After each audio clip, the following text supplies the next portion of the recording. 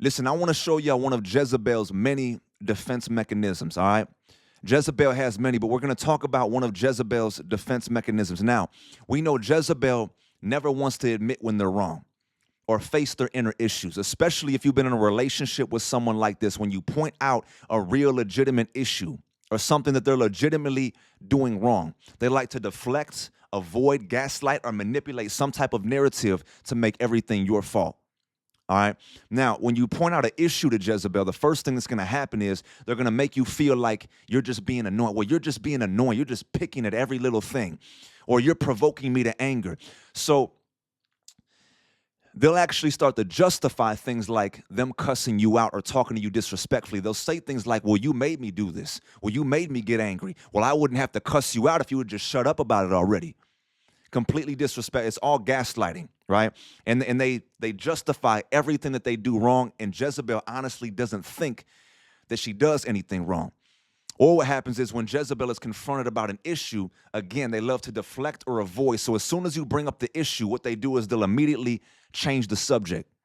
They'll immediately take the conversation in a different direction. Or what Jezebel does is they'll bring up something from years ago, or they'll make up a scenario. They'll manipulate or make up this narrative out of thin air, maybe something that didn't even happen yet. And they'll actually get angry about the false narrative that they're making up about something that you did wrong, that you didn't even do wrong, and somehow now it's your fault. Somehow now all the blame is deflected onto you based off of a false narrative. And all of this is to just avoid and deflect the actual issue at hand so that Jezebel can stay in her dysfunction, stay in her toxicity, and she doesn't have to be wrong about anything. All right. Now what they'll do is when you say things like, well, so when Jezebel manipulates this narrative, you'll say something like, well, this has nothing to do with what we were talking about. Now, Jezebel's response is going to be this: oh, now I'm not allowed to speak on what I want to talk about.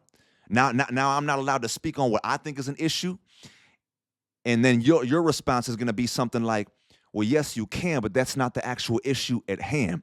And now Jezebel's response is going to be this: well, this is what I'm talking about, though. So I'm not allowed to bring up what I think is an issue. See, you're so controlling and you're so toxic. So you notice you're respectfully bringing up an issue and something that Jezebel is doing wrong. And now she's going to manipulate and make up this false narrative. And when you're like, hey, that has nothing to do with what we were talking about, now Jezebel is accusing you of being controlling just because they're trying to change the subject and bring up all these different things that have nothing to do with the actual issue at hand. And now because you want to talk about the actual issue at hand, now you're controlling and not letting them talk about what they want to talk about.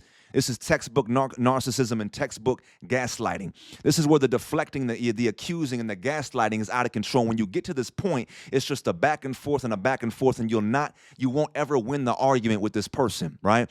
Because they just continue to deflect, avoid, and change the subject. And now what they're doing is they're talking you in circles. And the spirit of Jezebel is also designed to create confusion. So now because you've been sitting there arguing for an hour, 2, 3 hours, the conversation has gone in so many different directions, you actually start to forget what the conversation was even about. It creates so much confusion, you actually start to question the reality of the situation. And now what a passive person will do, somebody with the spirit of Ahab, is they'll actually get to a point where they'll be like, okay, you know what, I'm sorry. And they'll actually start to apologize for something that they didn't even do.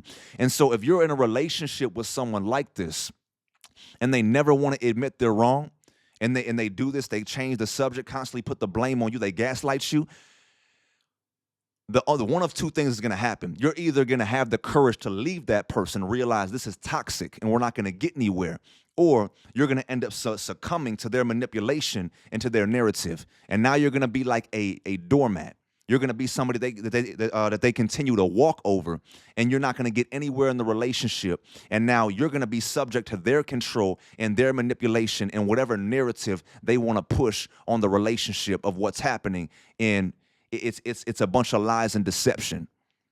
All right? It's a bunch of lies and deception, and you can't ever get anywhere with someone like this. You can't ever have healthy communication with someone like this, because the conversation is going to be taken in a million different directions. They're going to talk you in circles. One moment the conversation's here, then it's there. One moment they're saying this, then 5 minutes later they're saying this, then that, and it creates confusion. And this type of relationship, this type of spirit working through this person is designed to drive you mentally insane.